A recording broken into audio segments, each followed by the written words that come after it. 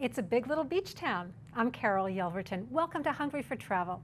Provincetown is a haven for artists, the LGBTQ community, and many others drawn to its freedom of spirit and eclectic feel. There's always something shaking in this beachfront town, too. Here's a peek at some of the fantastic galleries, restaurants, and shops you'll find there.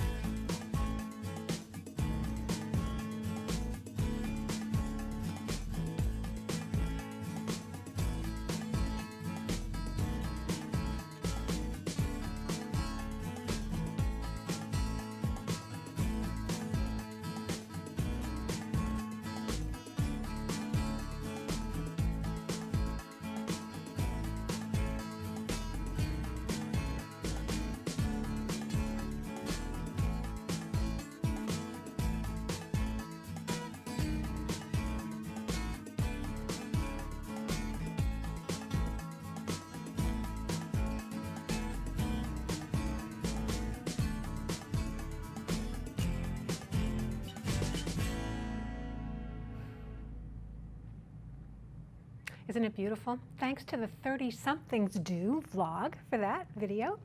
This tiny New England town is at the very tip of Cape Cod, Massachusetts, and it's a major vacation destination. I took this picture of the Lobster Pot last summer. It's one of those iconic restaurants that it just says Provincetown, and this is a place that means so much to me and to my husband. So I'm happy to share this picture with you, and if you ever get to P-Town, stop in and say hi to Cassie. So you won't be surprised when I tell you that lobster rolls are one of the most popular dishes in P-Town. There's just something about the ocean, a luscious, sweet, cold lobster roll on a sunny summer day. It just makes everything feel really good. And making a really good lobster roll isn't hard if you know the right techniques. First, always use freshly caught 1 1/4 pound lobsters. They really are more sweet and tender. Now, I'm making just lobster roll for one person here because I want to show you proportions. So just double, triple, quadruple for as many people as you need, but this is the recipe for one. So you know we're used to the idea of boiling lobster in a big, huge pot. Steamed lobsters, though, cook in a small amount of water, and they taste much better because all their delicious goodness is left intact instead of being diluted away by all that water. Most fish markets carrying live lobsters will steam them for you too, so that's another plus. The big key to understanding lobster roll is to cool the lobsters, shell them, and make your lobster roll fairly quickly. Because if you put the lobster meat in the fridge for a long time, it's only going to get tough and tasteless and not a good thing. All right, so here's our bad boy. 1 1/4 pound lobster, all steamed, all ready to go. Now, when you are ready to use your nutcracker and take apart the meat, there are a couple of things you want to think about. You want tail meat. You want meat from the claws, which you typically get, but you really want to get this knuckle meat in here because it's extra sweet and tasty and really delicious. And if you're adventurous and want to get into the claws, go for it, but there's just a tiny bit of meat there.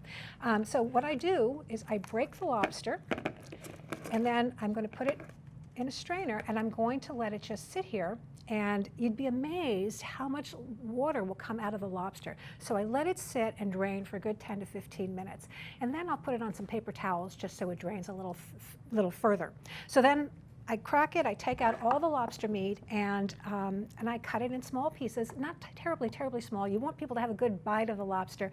And then I make sure to reserve one of the claws. And the reason is because it always looks so pretty on the top of the lobster, so that when we make it, we always have that kind of sitting on the top. Okay, so we have our lobster meat already. And now, in terms of the ingredients, we want to think about the fact that the lobster is the star, and all the other ingredients we will add are supporting players. They're just here to enhance the lobster's unique flavors. So first, let's start with a good quality mayonnaise. I'm using about a tablespoon here. You could use less if you want, but I found that this is kind of the amount that people tend to like. And okay, I've asked you to take all the moisture out of the lobster, and now I'm going to ask you to put a little moisture back in, because now that the meat's dry, we're going to add a tablespoon of fresh lemon juice. And what this does is it goes right into the meat, and you end up with this acidic mixture, which really brings out the sweetness of the lobster. So it's great. And again, the lobster won't be too wet at this point because it's going to absorb all that lobster into it.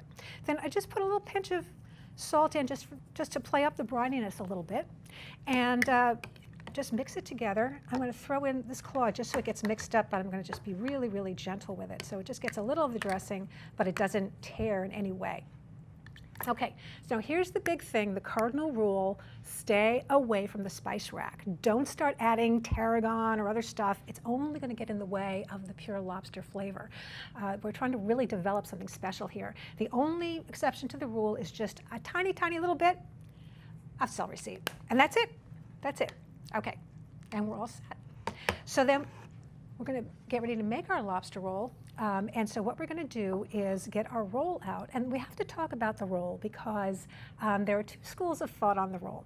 One is that you have to use a split top white hot dog roll, and that's it. You know, there are purists in New England and they maintain it, that's the way it has to be. Well, there's some renegades out there who also like to use brioche rolls because they're just really rich and they have a texture that is so wonderful, and it really pairs so nicely with the lobster. So whatever you pick, toast your rolls, melt them with a little butter, because you didn't think we were going to make lobster without butter, did you? They're inseparable. So again, I'm just going to pull this claw out a little bit just so I can put it on the top, and then I just gently fold this into the lobster mixture. And it's just really, really simple. And it looked like a small amount, but when you see it in the lobster roll, it really does fill up. So here's that. Okay, and then to finish it off, we're going to put our lobster claw on top. And then, just for a finishing touch, we're going to just zest a lemon very, very lightly on top. Now, if we tried to put the lemon zest into the mix, it would just get really mushy and we wouldn't really taste it. But on top, it adds just this gentle lemony pop, you know, just very fragrant and light. So that's our lobster roll, and it's beautiful. He's ready for his close-up here, gently dressed and surrounded by crispy potato chips. It's just a thing of beauty. It has all the right notes that we're looking for in lobster. It's that cool, briny, sweet and rich lobster roll with all the things we love. So not only is the food fantastic in Provincetown, this area is known worldwide as an important artist community. The culture runs deep in and around town, where we'll find creative people involved in all kinds of painting, sculpture, writing, theater, and more.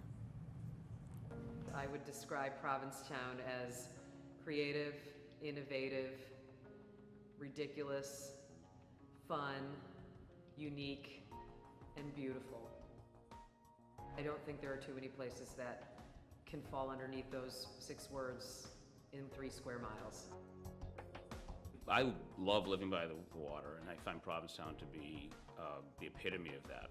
Well, living on the tip of Cape Cod is like living on an island. Living in Provincetown is basically an island. It's refreshing, it's rejuvenating, it can be peaceful. Being surrounded by water on 3 sides, I literally feel like I'm living on a boat here. I mean, I live right on the water too, so the water is a healing, just kind of containing force. One of the most important things about the town that I think a lot of people don't realize when they visit is the light. The light here is very unique. People that live here understand it. People that visit, I don't necessarily think they recognize it right away, but it brings them back again. The history is unbelievably rich in Provincetown, from the Pilgrims landing here first. Many people don't know that. Now, they did settle in Plymouth, but this is where they first landed. To me, the history of Provincetown means everything to me. My ancestors came over on the Mayflower. My great-grandfather, Max Bohm, was a painter here in the early 1800s.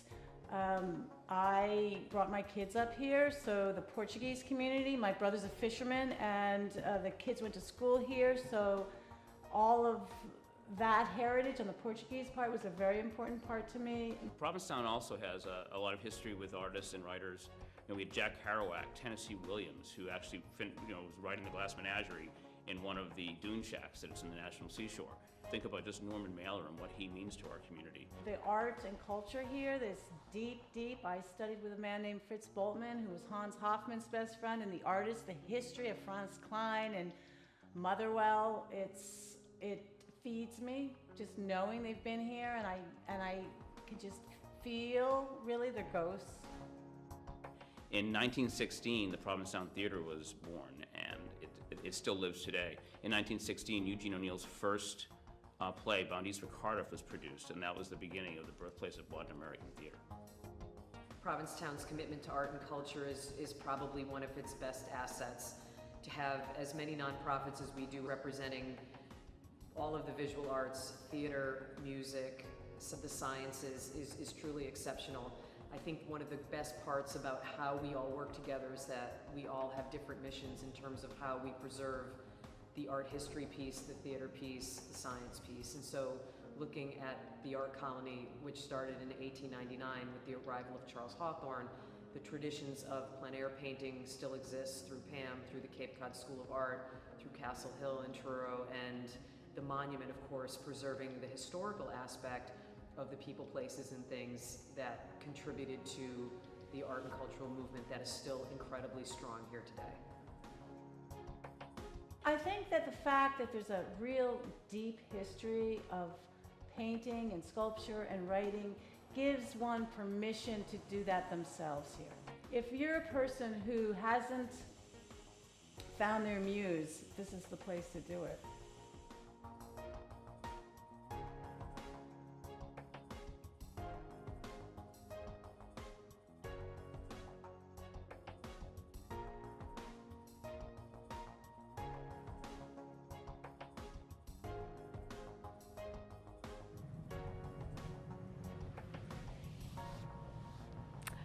What a beautiful video put together by the Provincetown Tourism Office. You know, fishing is also a way of life in Provincetown, and you'll get a strong Portuguese influence when you visit, especially a culinary one from the many families who came and built this area into a huge fish packing and distribution industry. So here's a tribute recipe, Clams Portuguesa. I've sliced a large sweet onion and I've cooked it in butter for about 5 minutes or so just to soften it and bring out the sweetness. Then I'm going to add 2 cloves of chopped garlic. And I have some spices I want to add too. I've got here a teaspoon of paprika, a teaspoon of oregano, and a quarter teaspoon of cumin. So I'm going to add those all in. And then here's what I just love to use. This is called linguiça or linguiça, depending on who you speak to. It's a spicy Portuguese pork sausage, and it's fantastic in all kinds of dishes. It has a very strong flavor element, so I'm not adding too much. I have about a half a cup here, but you can add a little less or more depending on, again, how much flavor you like. Then I'm going to add some fresh ground black pepper. And I have a 15-ounce can of tomato sauce. You can use tomato puree or tomato sauce, whichever works for you. So look, how quick and easy is this to put together? So I have that here.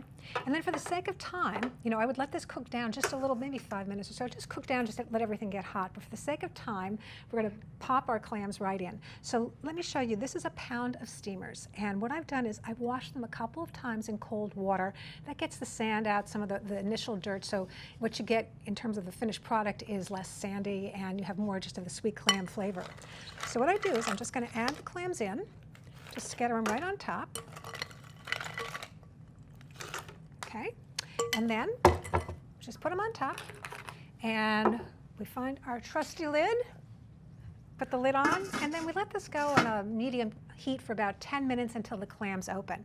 Then I like to throw some fresh basil on. It gives it a nice color and also just a nice flavor to it. So we got to try these. I want to show you the beauty shot of these clams because they're totally gorgeous when you see the big pot of them all cooked up. There we go. So these are so delicious. The clams melt in your mouth and the broth is deep and warm. This is absolute P-Town comfort food at its best. Well, if you didn't already know it, I think you're starting to get the gist of my show here for you today. Provincetown really is a special and unique place on the planet. Let me show you a beautiful video. It's called A Provincetown Visual Poem by David Cox.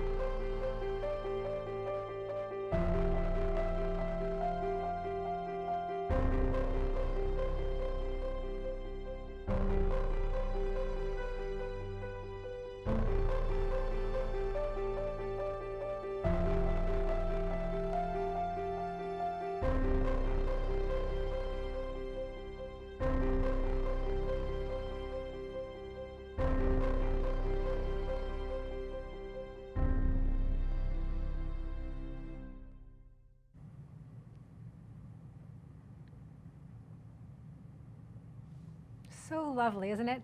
You know, it looks so tranquil in that beautiful video, but Provincetown is also a really rocking town. There's a lot to do there. We haven't even begun to scratch the surface of that. And there's so much environmental beauty all around as well. Thanks to our friends at the National Park Service, we want to leave you with a beautiful kayaking experience at Provincetown's West End Marsh. I'm Carol Yelverton. Until I see you again, stay hungry for travel.